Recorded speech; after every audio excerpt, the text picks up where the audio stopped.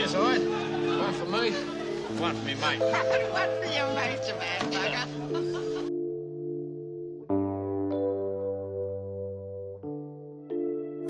Crocodile Dundee put Australia on the map.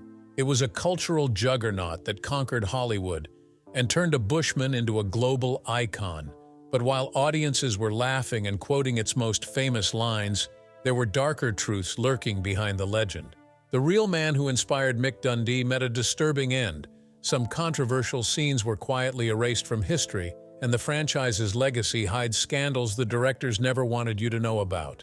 This is the side of Crocodile Dundee that will leave you questioning everything you thought you knew. The rise of Crocodile Dundee. When Crocodile Dundee first hit cinemas in 1986, it immediately redefined what an Australian story could look like on the world stage. A charming, rugged bushman in crocodile skin boots took Hollywood by storm, and for a brief moment, it felt like the whole planet wanted a piece of the outback. But what most people never figured out was that behind the legendary success and the lighthearted image of Mick Dundee, there were disturbing truths the film's makers never wanted the audience to know. Truths that, once exposed, would cast a shadow over the movie's gleaming legacy. The idea behind the Dundee myth came from the raw, brutal survival story of one man, Rod Ansell. In 1977, Ansell's boat capsized in a remote corner of the Northern Territory, leaving him stranded with no supplies, no communication, and no rescue in sight. For 56 agonizing days, he clung to life in the wild. His survival techniques bordered on the unbelievable, consuming whatever the harsh outback provided to stay alive, climbing trees to avoid crocodiles, and fashioning makeshift weapons just to see another sunrise. When he was finally discovered and rescued by Aboriginal stockmen who spotted him in the wilderness, Ansell emerged not as a broken man, but as a legend in the making. His ordeal immediately caught the attention of the press. Here was a man who had stared death in the eye and instead of retreating into anonymity, leaned into his wild persona. During television interviews, he refused to wear shoes, preferring bare feet even in city hotels. He slept on the floor of luxury suites rather than the beds provided. He lived by a code that seemed both eccentric and magnetic. And it was this eccentricity that caught the eye of Paul Hogan. In 1981, Ansell appeared on Parkinson, the British talk show. Sitting across from the host, he exuded a kind of rugged authenticity that immediately captivated Hogan. Watching Ansell, Hogan saw not just a man but a character, and within months he began sketching out the early drafts of what would become Crocodile Dundee. The wild survivor became the template for Mick Dundee, though Hogan would soften the edges, add some charm and humor, and give him a smile that could disarm even the toughest New Yorker. But Hollywood didn't want it. Studios dismissed Hogan's idea as too Australian and too provincial to resonate with global audiences. But instead of shelving it, Hogan took a gamble that would change his life. He funded the project himself, pulling in longtime collaborators Ken Shady and John Cornell to help shape the script. Together, they built a story that blended the mystique of the outback with the chaos of New York City, a fish-out-of-water comedy with a sharp, unlikely edge. The gamble paid off spectacularly. Shot partly in the sweeping landscapes of Australia and partly in the bustling streets of New York, Crocodile Dundee offered something unique. An outback folk hero navigating Manhattan with the same fearlessness he brought to Crocodile Country. Audiences couldn't get enough. The film grossed over $328 million worldwide, making it the highest-grossing Australian film ever produced. Practically overnight, Mick Dundee became a global icon, his catchphrases echoing across continents. The ripple effect went far beyond the box office. The movie ignited a pop culture frenzy in the United States, painting Australia as a land of rugged adventurers and exotic charm. Tourism skyrocketed. Hogan himself leaned into the role of ambassador, famously starring in the Australian tourism campaign with the line, "I'll slip an extra shrimp on the barbie for you." That one phrase stuck in the American imagination and cemented Hogan's role as the face of Australia abroad. On the surface, the film launched a cultural phenomenon and forever changed how the world saw Australia. However, when you look closer, there's a darker layer.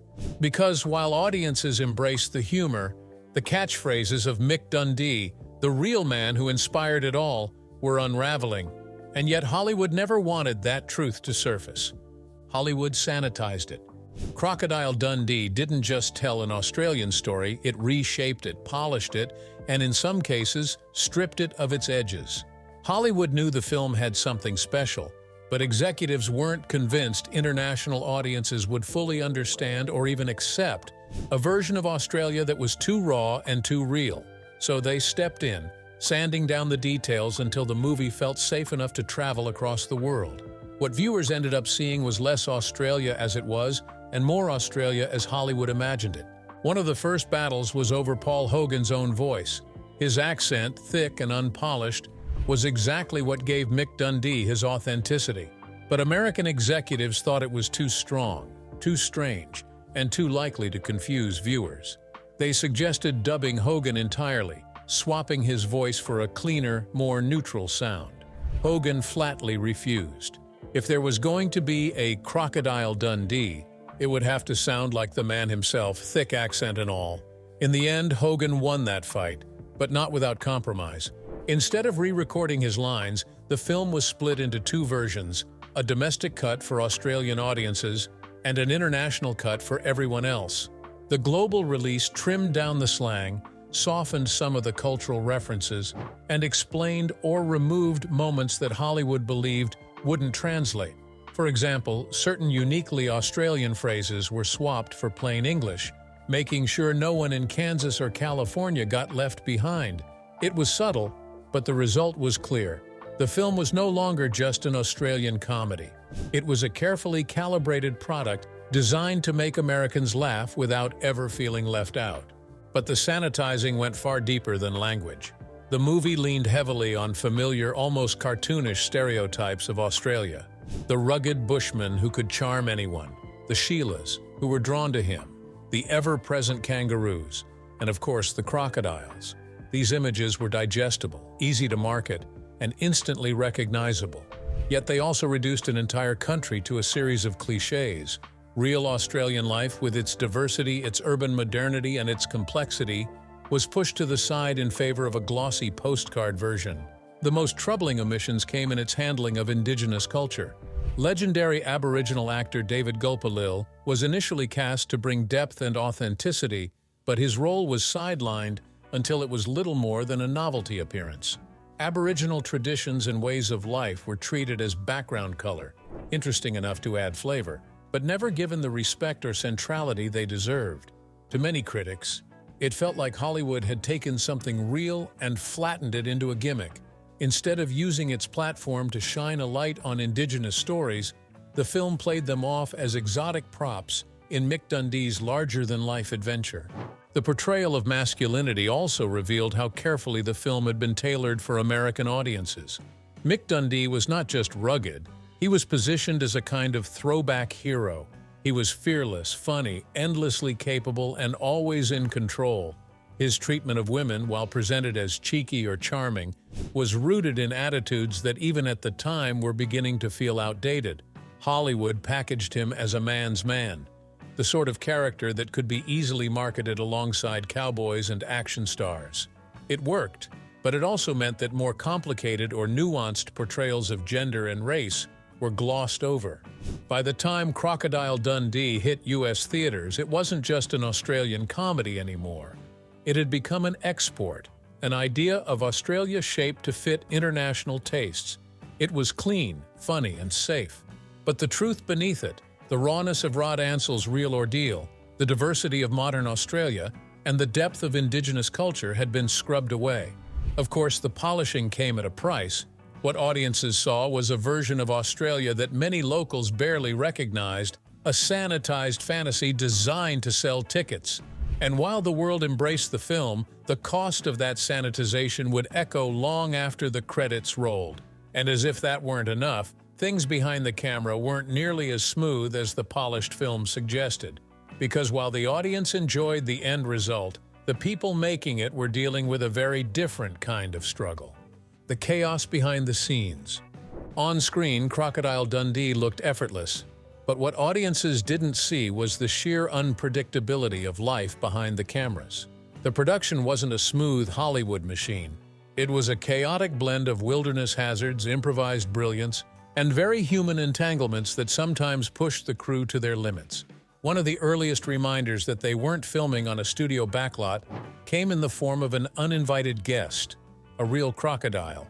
Deep in the Northern Territory, where nature has its own rules, a massive croc wandered dangerously close to the crew. Even for a film built around Australia's deadliest predator, this wasn't part of the script. Cast and crew scrambled to secure the area, and production ground to a halt until wildlife experts could coax the creature back into the water. This was an almost poetic brush with reality, though nobody on set was laughing at the time. The risks didn't stop there. One crew member suffered a venomous snake bite during filming, an incident so serious they had to be airlifted out for emergency care. It was a sobering reminder of the dangers lurking just off camera. While audiences later laughed at Mick Dundee wrestling reptiles and strolling barefoot through the bush, the people making the movie were confronting threats every bit as real and far more terrifying. Even the stars weren't spared from discomfort. Linda Kozlowski, cast as journalist Sue Charlton, endured conditions that pushed her far out of her comfort zone. Instead of luxury trailers or polished hotels, she was housed in a tin shack with no plumbing. Nights were long, humid, and swarming with insects, but the experience gave her a sense of immersion that carried over into her performance. When she looked wide-eyed at the outback on screen, part of that awe and exhaustion was genuine. Paul Hogan, too, had his quirks that complicated production. When the wardrobe suggested replacing his old, battered crocodile skin hat with something fresher, Hogan refused outright. That hat wasn't just a prop to him. It was a piece of Mick Dundee's soul. Costume designers were forced to painstakingly replicate the worn-down look for backup versions, ensuring that Hogan always had his original hat on hand, even if disaster struck. For Hogan, authenticity trumped convenience, no matter how much trouble it caused the department trying to keep continuity intact. Ironically, some of the film's most iconic moments came from spur-of-the-moment improvisation. The legendary "That's not a knife, that's a knife" line wasn't originally scripted in the exact form audiences know today. Hogan played with the delivery, sharpening it until it landed just right. The unscripted energy gave the film its charm, blurring the line between actor and character.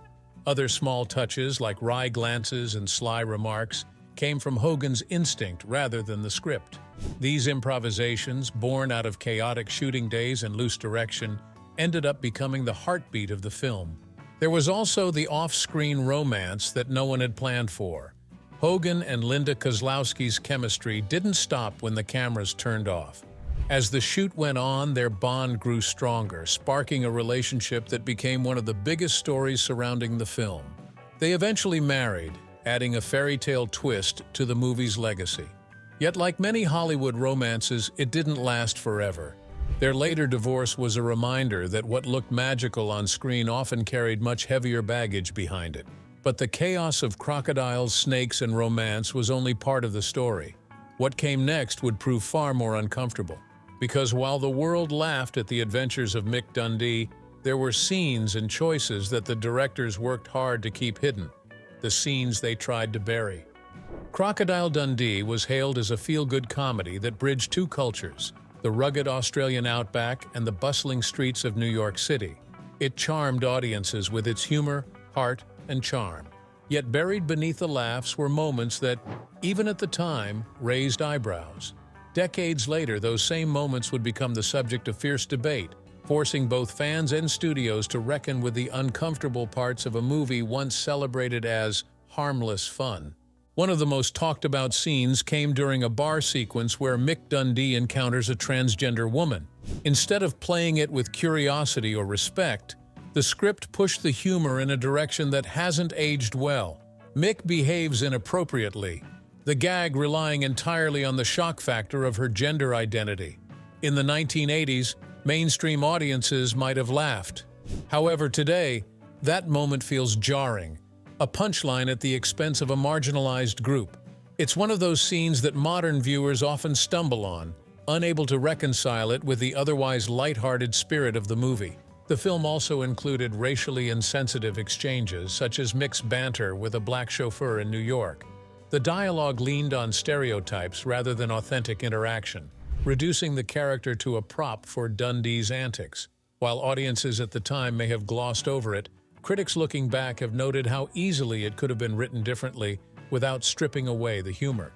These small choices reflect the blind spots of the era, moments that revealed just how narrow the cultural lens was when the movie was made. Over time, these scenes became points of tension between nostalgia and progress. Paramount, recognizing the shifting cultural landscape, began requesting edits for broadcast versions and later DVD releases. Even Paul Hogan himself admitted that the bar scene had crossed a line. This acknowledgement signaled that even the film's creator understood how some of the humor no longer fit the times. In 2025, the controversy flared up again with the release of the so-called Encore Cut, a cleaned-up version of Crocodile Dundee for modern streaming platforms. Both the bar scene and the chauffeur exchange were removed entirely. UK broadcasters followed suit, airing the movie with similar edits during primetime slots. What was once brushed aside as edgy comedy was now being actively erased from the film's legacy. But the edits created a new problem. Some fans accused studios of bowing to woke censorship, arguing that classics should remain untouched, flaws and all.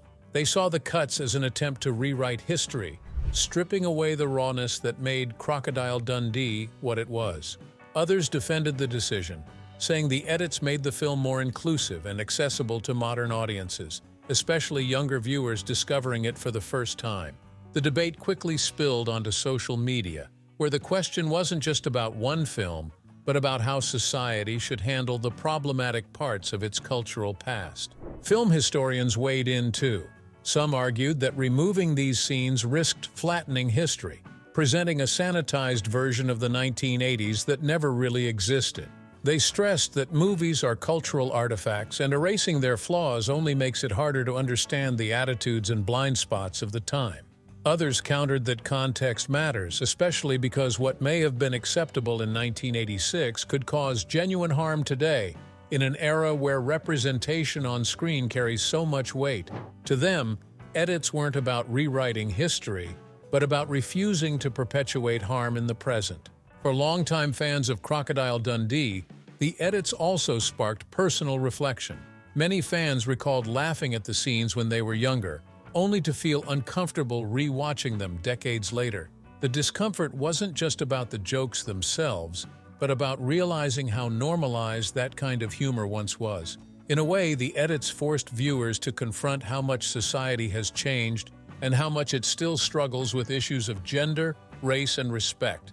Studios found themselves in an impossible position: leave the film untouched and risk alienating modern audiences, edit it, and face accusations of censorship. Either choice would stir controversy. Yet one thing was clear: the days when Crocodile Dundee could be viewed as a simple, carefree comedy were gone. Its legacy now carries layers of complexity, tied not just to its box office success, but also to the uncomfortable truths hidden within its frames. But Crocodile Dundee was never intended to be provocative. It was meant to be funny, charming, and universal. But comedy ages faster than almost any other genre, and what drew laughs in one decade can spark outrage in another. And while the debate rages on about whether these edits represent sensitivity or erasure, the controversial scenes have reshaped how people remember and talk about the movie. But this was not the only part of the film's legacy that studios would rather you forget. Beyond the edits and debates, the franchise itself would take a darker turn, stretching into sequels, commercial tie-ins, and a string of decisions that revealed just how deeply the name Crocodile Dundee was exploited, until it no longer resembled the original magic at all. Decline of the franchise. The success of the first Crocodile Dundee was so overwhelming that a sequel was inevitable. In 1988, Crocodile Dundee 2 hit theaters, carrying with it sky-high expectations. On paper, it was another triumph, raking in around $239 million worldwide. But while the box office looked strong, audiences and critics alike felt something was missing. The humor felt recycled, the charm thinner, and the story more forced. What had once been a fresh cultural phenomenon now looked like a formula stretched too far. By the time Crocodile Dundee in Los Angeles arrived in 2001, the magic had all but evaporated. The film grossed only about $39 million globally, a far cry from the juggernaut status of its predecessors. Critics were brutal, calling it dated, unnecessary, and little more than an exercise in cashing in on nostalgia. What had once defined Australian cinema on the world stage was reduced to a tired echo of its original spark. This decline wasn't just about poor sequels. It was also tied to the way the franchise was handled behind the scenes. Many accused it of becoming a brand rather than a story, with each new installment serving less as a creative continuation and more as a financial opportunity. The sharp wit and cultural authenticity that made the first film resonate were drowned out by half-hearted storytelling and predictable gags. Meanwhile, the man whose real-life ordeal had inspired the character, Rod Ansel, watched the global phenomenon unfold without seeing much of its reward. Ansel, who had famously survived 56 days in the remote Northern Territory, sleeping in trees to avoid crocodiles, was reportedly left bitter. He received neither royalties nor official credit for inspiring the character, even though his survival story was at the heart of the mythos. While Hogan, Shady, and Cornell reaped the success, Ansel lived largely outside of the limelight, his contribution overshadowed by the machine of Hollywood. Years later, when the brand was dusted off for the 2018 Super Bowl, it wasn't for a true sequel at all, but rather a marketing stunt. The high-profile commercial featuring Chris Hemsworth, Margot Robbie, and Danny McBride teased a supposed reboot before revealing itself to be a tourism campaign for Australia. It generated laughs and an impressive wave of online attention, but it underscored what the Crocodile Dundee name had become, a nostalgic punchline. And while the franchise limped on, the man at the heart of its inspiration faced a downfall far more tragic than the movies ever revealed. The true story of Rod Ansel's final years was darker than anything Hollywood dared to put on screen. The tragic fall of Rod Ansel. The story of Rod Ansel is perhaps the darkest shadow cast over the legacy of Crocodile Dundee. While the world laughed and cheered at the adventures of Mick Dundee, the man whose survival ordeal had sparked the entire phenomenon was slowly unraveling, far from the spotlight. His life, which began with such resilience and grit, ended in tragedy so unsettling, it stands in stark contrast to the heroic image Hollywood created. After his brush with fame in the late 1970s and early 80s, Ansel never embraced celebrity life. He turned his back on the city lights and retreated to the Northern Territory. With his wife, Joanne Van Os, and their 2 young sons, their life was rugged but fulfilling, grounded in the bush where Ansel had always felt at home. To many, it seemed like a natural continuation of the man's survivalist spirit. A figure who had stared down crocodiles and endured weeks alone in the wild would naturally prefer the solitude of the outback to the attention of talk shows and flashing cameras.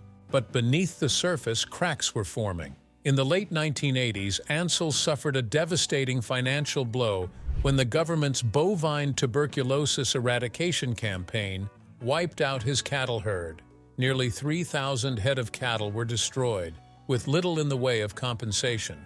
Ansel had built his livelihood in one of the harshest landscapes on Earth, and the loss was more than economic. It cut at his identity, leaving him with anger, disillusionment, and a growing sense of betrayal. By 1992, his marriage to Joanne had collapsed. The split left him adrift, with his sons living primarily with their mother. Ansel reportedly became restless and bitter, struggling to find a steady footing. What began as minor dealings in illicit substances soon grew into a riskier lifestyle. Ansel turned to selling larger quantities, and in time, his substance use escalated. He developed a heavy addiction to various substances, a dependency that would accelerate his mental decline. As the years went by, Ansel's paranoia deepened.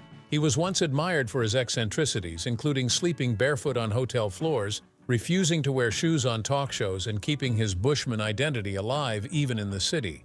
Yet he began sliding into full-blown delusion. He convinced himself that shadowy figures were watching him. He believed the Freemasons were plotting against him, that they were controlling the government and trying to destroy his life.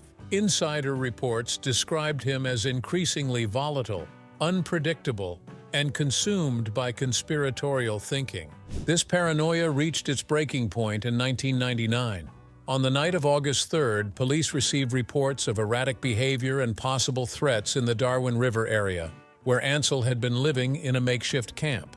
When officers arrived, they encountered a man who was not the bush legend admired for his grit, but someone lost to substance-induced frenzy and paranoia. In a tragic turn, Ansel's erratic state led to a violent confrontation with police.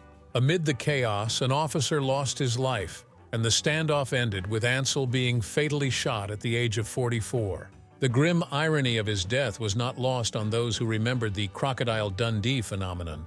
The man who had once symbolized survival, resilience, and a uniquely Australian kind of toughness had died in a haze of illicit substances, fear, and violence. The contrast between the heroic, almost mythical Mick Dundee and the tormented, broken Rod Ansel could not have been sharper. For Australia, his death was a tragedy, and for Hollywood, it was an inconvenient footnote. The machine that had commodified his survival story into one of the most successful films of the 1980s had long since moved on. Ansel's name rarely appeared in official retellings of the Dundee legacy. His struggles with poverty, addiction, and paranoia were far removed from the glossy tourism campaigns and nostalgic marketing stunts that kept the brand alive. Yet, to understand the full story of Crocodile Dundee, one cannot ignore the man behind the myth. Rod Ansel was not Mick Dundee. He was a complex figure, brave, eccentric, flawed, and ultimately consumed by forces beyond his control. His fall shed light on the darker side of fame, the way inspiration can be taken, polished, and sold to the world, while the human being at its core is left behind. When the credits rolled on Crocodile Dundee, audiences saw a tale of triumph, humor, and romance. What they didn't see was the survivor whose ordeal birthed the legend, the man who outwitted crocodiles in the wild and who later descended into a spiral of loss and paranoia. His tragic end remains one of the most disturbing truths the directors and Hollywood at large would rather leave buried. And perhaps that is the cruelest contrast of all. The legend endured, but the man was forgotten. What do you think? Did Rod Ansel deserve better? Let us know what you think in the comments below. And if you love juicy deep dives into celebrity lives, don't forget to like, subscribe, and hit that bell icon so you never miss a new video.